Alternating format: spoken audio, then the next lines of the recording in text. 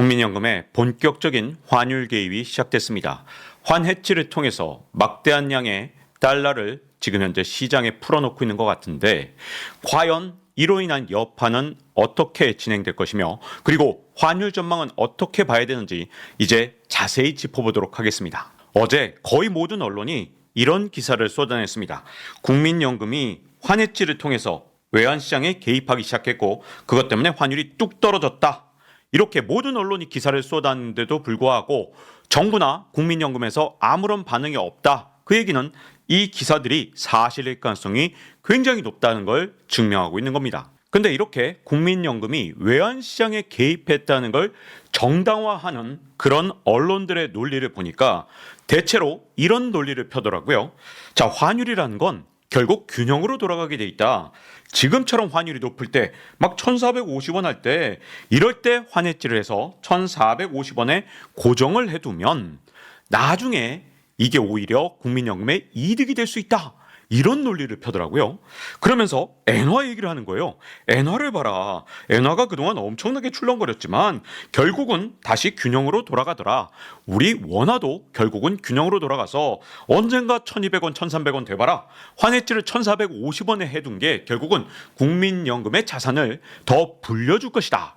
이런 논리를 펴던데 사실 이건 말도 안 되는 얘기입니다. 일단 제일 잘못된 건 원화와 엔화를 같은 선상에 놓고 비교한 건데요.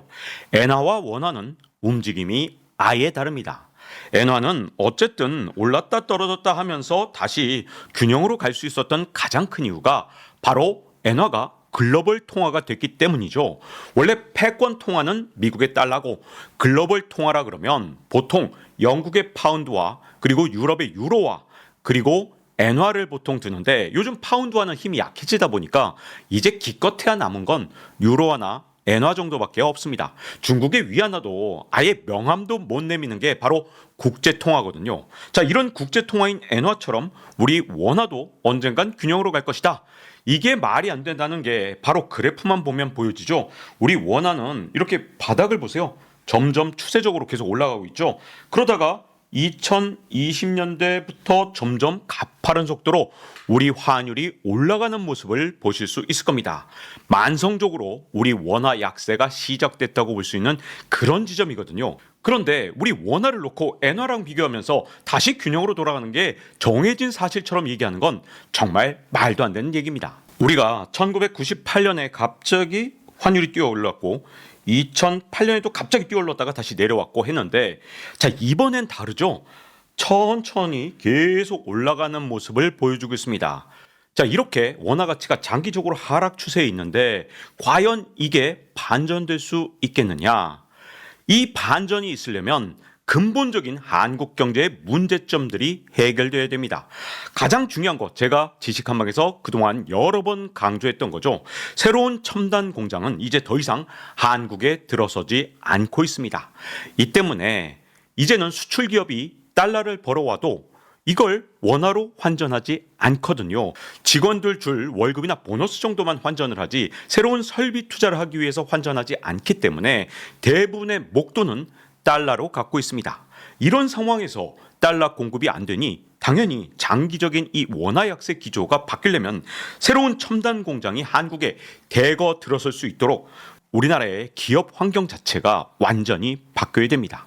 그리고 두 번째 문제는 한국의 생산 연령 인구가 급감하면서 한국 수출의 미래가 흔들리고 있다는 거죠. 자, 우리나라의 생산 연령 인구 15세부터 64세까지 인구가 점점 늘어날 때는 한국을 수출 기지로 삼을 수가 있었고요. 한국에서 많은 물건이 생산되고 이게 수출되면서 달러를 벌어왔지만 이제 우리나라도 인구 구조가 악화되면서 한국 수출의 미래가 밝을 것이다. 이렇게 단정하기는 정말로 어려울 겁니다. 자, 심지어 일본마저도 2011년부터 잦은 무역수지 적자를 보고 있죠. 처음에 일본이 무역수지 적자를 기록했을 때만 해도 동일본 대지진의 여파라고 생각을 했지만 구조적인 문제가 자꾸만 드러나고 있는데 자, 일본마저도 이렇게 무역수지 적자를 자주 보는 상황에서 한국이 이제 앞으로 과거처럼 수출을 잘할 것이다. 이렇게 보기는 정말 어렵습니다. 그런데 우리는 수출로 먹고 살아야 되죠. 왜냐? 식량과 에너지, 원자재 이 모든 것들을 수입하는데 수출이 흔들린다. 그러면 원화 가치도 흔들릴 수밖에 없는 겁니다. 자, 그래서 제가 한국경제 부활 프로젝트를 기획한 이유가 뭐냐? 이걸 근본적으로 바꾸려면 진짜 기초부터 다시 놔야 되거든요. 자, 이런 대대적인 개혁을 하지 않는다 그러면 이 장기적으로 원화 가치가 하락하는 거 이걸 되돌리기가 정말로 쉽지 않을 겁니다. 자, 이런 상황에서 국민연금은 2018년 이후에 환해지를 하지 않는다는 원칙을 세웠습니다. 국민연금 입장에서는 일단 수익률을 확보해야 되니까 환해지를 하는 것보다 해지를 하지 않는 쪽이 유리하다고 이렇게 재무적으로 판단했을 가능성이 굉장히 큽니다. 그런데 이걸 바꾼 게 누구냐? 바로 정부, 기획재정부입니다. 2022년 말부터 환해지를 요구하기 시작했습니다. 말이 요구지 기획재정부가 시키는데 국민연금이 여기에 저항한다는 거 정말로 어려운 일이겠죠. 그래서 2022년 말의 기사를 보면 정부가 연기금의 환해지 확대를 요청했고 외환시장에 400억 달러 추가 공급이 될 것이다. 이런 식으로 제목이 나왔습니다. 물론 400억 달러가 추가 공급되진 않았지만 그래도 이때부터 환해지를 통해서 외환시장에 국민연금이 개입하기 시작했고요. 지금까지 아마 들어간 돈이 133억 달러 정도 투입됐을 것이다. 이렇게 추정하고 있습니다. 그런데 2025년 새해가 밝으면서 대대적으로 국민연금이 환해지에 투입하고 있기 때문에 이 금액은 이제 기하급수적으로 늘어날 가능성이 높아진 거죠. 환율은 안정되겠지만 이제 국민연금은 해지를 해서 해외 투자의 일부가 마치 원화자산처럼 이제 환율이 고정되는 상황이 온 겁니다. 국민연금의 외환시장 개입을 두둔하는 즉 정부 측의 논리를 충실하게 따르는 기사들을 보면 환해지가 이득이다. 1450원의 환해지를 딱 해놨는데 환율이 1400원 돼봐라. 야, 이거 50원만큼 이득 아니냐. 이런 논리를 펴는데 여기에 또 다른 문제가 하나 또 있습니다. 환해지는 공짜가 아니라는 겁니다. 환해지를 할 때 비용이 발생합니다. 얼마큼 비용이 발생하느냐? 금리차만큼 발생하는데 미국 금리가 우리 한국보다 지금처럼 2%포인트 정도 높다. 그러면 해마다 2%포인트만큼의 비용이 발생합니다. 2%포인트가 얼마나 큰 비용이냐? 자, 5년간 국민연금의 목표 수익률은 5.4%인데요. 이건 어디까지나 목표죠. 목표는 달성을 해야 되는 그런 건데 장기 재정 추계의 수익률 기본 전망은 4.5%입니다. 여기서 2%포인트를 해마다 뺀다. 그러면 수익률이 2.5%가 되니까 한마디로 반토막이 난다는 뜻입니다. 자, 이렇게 비용이 드는데 그것도 환율이 내려가야 이득인 거고 환율이 더 올라간다.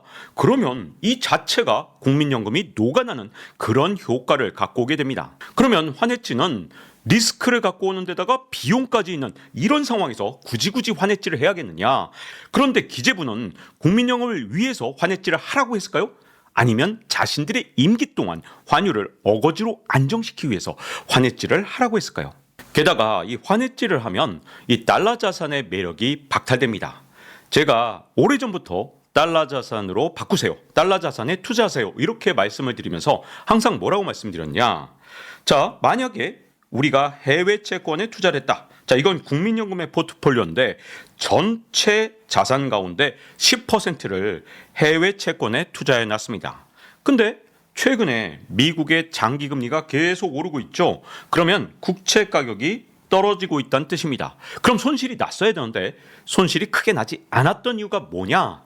이렇게 금리가 오른 만큼 환율도 같이 오르니까 손실이 사실상 거의 없었던 겁니다. 그런데 환해지를 하면 어떻게 되느냐? 더 이상 달러 자산이 갖고 있는 이런 매력도가 완전히 사라지게 됩니다. 원래 미국의 금리가 계속 오른다. 그 경우에 우리나라 환율이 같이 올라가요. 그래서 리스크가 이렇게 회피되는 아주 좋은 성향을 갖고 있는 거거든요. 근데 만약에 환해지를 해버렸다. 그러면 미국 금리가 올랐을 때 손실을 그대로 때려 맞는 이런 상황이 올 수밖에 없습니다. 그리고 또 다른 문제는 주식 투자에서도 나타나는데요. 자, 이렇게 해외 주식 투자가 국민연금 전체 자산의 30%나 됩니다. 자, 그런데 만약에 미국에서 침체가 왔다. 그러면 미국의 주가가 떨어지겠죠. 근데 여기서 상쇄할 수 있는 부분이 있습니다. 미국 경제가 침체를 맞이하게 되면 일반적으로 원화 가치는 떨어집니다. 그래서 환율이 더 급등을 하게 되는데 이 과정에서 미국 주가의 하락으로 인한 손실을 얼마든지 상쇄할 수 있거든요. 그런데 환해지를 해버렸다. 그러면 이 해외 투자에서 위험을 이렇게 상쇄할 수 있는 기능 역시 사라지게 됩니다. 그래서 원래 국민연금은 환해지를 하지 않는다는 걸 원칙으로 하고 있었던 겁니다. 자, 국민연금이 올해 환해지를 하겠다고 한 거 전략적 환해지를 하게 되면 아마도 추가적인 환해지 여력이 350억 달러가 있을 것으로 보여집니다. 자, 2022년 이후에 이번 경제팀이 환율 방어를 하기 위해서 쓴 외환 보유액은 한 500억 달러 플러스 알파 정도로 이렇게 추정이 되거든요. 만약에 350억 달러를 더 푼다 그러면 올해 한 해 혹은 올해 2분기 정도까지는 환율을 찍어 누를 수도 있을 겁니다. 근데 이게 딱 현재 경제 금융 수장들의 임기 동안일 가능성이 굉장히 큰 거죠. 그래서 자기 임기 동안은 야 환율도 좋았고 내가 현직에 있는 동안 경제 얼마나 좋았는 줄 알아? 이렇게 자랑은 할 수 있을지 모르겠지만 결국은 우리 국민연금이 환해지를 해버리면 이제 더 이상 개입할 수 있는 여력 자체가 줄어드는 거니까 자신의 임기 동안 경제가 멀쩡한 것처럼 보이게 하기 위해서 나중에 쓸 그 여력을 지금 당장 소모하는 그런 굉장히 안 좋은 결정이죠. 제가 이런 말씀을 드리면 또 댓글에 이렇게 달리겠죠. 아니 환율이 이렇게 오르는 걸 그냥 놔두고 볼 수 있어? 억지로라도 끌어내려야지. 이렇게 말씀하시는 분들이 계신데요. 이거 후진국들이 한 방식이죠. 원래는 금융시장에서 돈을 덜 푼다든가 더 푼다든가 이런 식으로 통화 정책을 통해서 외환시장에 영향을 간접적으로 미치는 거 이게 선진국 방식이고요. 후진국들은 외환시장에 강제로 개입해서 달러 강제로 팔고 이런 식으로 개입을 합니다. 저도 환율에 문제가 있다고 생각합니다. 그런데 이런 환율에 문제가 있다면 통화정책, 금융정책을 통해서 해결해야지 외환시장에서 달러를 그냥 무한대로 팔아서 환율을 억지로 끌어내리면 이게 경제의 불균형을 만들고 나중에 심각한 병에 걸리게 만드는 근본적인 원인을 제공할 수 있다는 게 문제입니다. 올해 국민연금이 하겠다는 전략적 환해지가 추가적으로 한 300억 달러에서 한 350억 달러 정도 더 외환시장에 개입할 수 있고요. 사실 이 한계도 자꾸만 늘리면 그만이기 때문에 뭐 계속해서 늘려도 됩니다. 그럼에도 불구하고 저는 한계가 있을 거라고 보는데 일단 현 정책 당국자들, 금융이나 아니면 경제정책 당국자들이 임기를 마칠 때까지만 이렇게 열심히 방어할 가능성이 굉장히 크고요. 또 하나 한국은행이 금리 인하의 명분을 만들 때까지 외환시장에서 철저하게 이렇게 환율을 끌어내리려고 할 겁니다. 근데 이게 다가 아니죠? 글로벌한 한계도 있을 수밖에 없죠. 우리나라는 근본적으로 소규모 개방 경제이기 때문에 우리 마음대로 이렇게 환율에 개입을 해서 이렇게 오랫동안 환율을 끌어내릴 수 있냐? 이게 우리 마음대로 되지 않습니다. 그래서 이런 개입이 위험하다고 제가 자꾸만 경고를 하는 거고요. 일단 국제적으로 어떤 문제가 있을 수 있냐? 트럼프 시대 무역 장벽이 자꾸 많아지게 되잖아요. 그러면 한국의 수출이 어떤 방식이든 타격을 받을 수 있게 되고요. 그렇게 되면 우리나라 원화 가치가 흔들릴 수가 있습니다. 더군다나 국민연금이나 외환보유액으로 강제로 끌어내린 환율 이건 국제적으로 볼 때 굉장히 취약해 보이기 때문에 공격 대상이 되기가 정말 쉽습니다. 아마도 트럼프가 관세 전쟁을 시작하는 거 빨라도 5월이다 이런 얘기가 있거든요. 그래서 5월에서 6월 사이 이때부터는 트럼프의 무역 장벽으로 인해서 한국 수출이 타격을 받을 수 있는데 자, 이 하반기가 되면 오늘의 개입이 내일의 불안으로 이게 확산될 수가 있다는 게 문제입니다. 그리고 또 하나 문제는 만약에 미국이 중국에 대해서 관세를 때렸는데 중국이 반격을 하는 과정에서 위안화를 평가절하한다. 이 경우에도 우리나라 원화 가치에 큰 타격을 줄 수 있죠. 그리고 일본은행이 만약에 금리 인상을 적극적으로 한다. 이 경우에는 값싼 엔화를 빌려서 우리나라에 들어와 있던 자금이 빠져나가면서 자, 엔캐리 트레이드가 청산될 수 있죠. 이 경우에도 원화 환율이 흔들릴 수가 있습니다. 반대로 일본의 물가 상승이 쉽게 잡히지 않으면서 엔화 가치가 하락을 한다. 그럼 일본 따라 또 하락할 수 있거든요. 자, 이래도 저래도 일본은행은 우리한테 리스크가 될 수밖에 없습니다. 그리고 여기에 네 번째 문제가 있는데 사실은 이게 1월 7일에도 문제가 됐습니다. 자, 미국에서 장기 국채 경매가 나왔는데 웬걸 국채가 잘 팔리지 않은 거예요. 그래서 금리가 갑자기 튀어 올랐습니다. 만약에 미국 금리가 계속 이렇게 오름세를 탄다, 그러면 환율이 역시 또 불안할 수 있죠. 미국의 금리가 지난 9월 18일부터 지금까지 단 석 달 동안 무려 1.1%포인트나 올랐습니다. 근데 우리나라 금리는 지금 온갖 연기금을 동원해서 이걸 억지로 끌어내린 거거든요. 그러면 우리나라에서 자꾸만 자금이 미국으로 빠져나가려고 할 수밖에 없고요. 이것도 우리나라 원화의 불안 요인이 장기적으로 될 수밖에 없습니다. 근데 이번에 아주 특이한 일이 일어났죠. 한국은행이 지난해 12월 말을 기준으로 외환보유액을 발표했는데 당연히 외환보유액이 줄어들었을 줄 알았는데 웬걸 2억 달러가 늘어난 것으로 나타났습니다. 정말 신기한 일이었죠. 왜 그렇게 된 거냐? 자, 일단 외환 보유액은 크게 줄어들었을 수밖에 없는 세 가지 원인이 있습니다. 외환 시장에 환율에 적극적으로 개입을 했죠. 그리고 여기다가 미국 국채 가격이 하락했습니다. 왜? 10년물 금리가 이제 연 4.6%를 돌파했으니 당연히 국채 가격은 크게 떨어졌겠죠. 이것도 당연히 외환 보유액 감소로 나타났을 겁니다. 거기다가 달러 강세도 외환 보유액 감소를 만들 수밖에 없는데, 자, 우리나라 외환 보유액은 달러, 유로와 엔화 다 있거든요. 근데 달러가 강세를 띠게 되면 달러로 환산한 유로와 가치, 그리고 달러로 환산한 엔화 가치가 떨어지기 때문에 달러가 강세를 띠게 되면 외환 보유액이 줄거든요. 그런데 놀라울 정도로 외환 보유액이 2억 달러 증가했는데 그 원인이 어디 있느냐? 은행들이 한국은행에 예치금으로 돈을 맡겨주는데 달러를 맡겨주는 게 60억 달러가 늘어났습니다.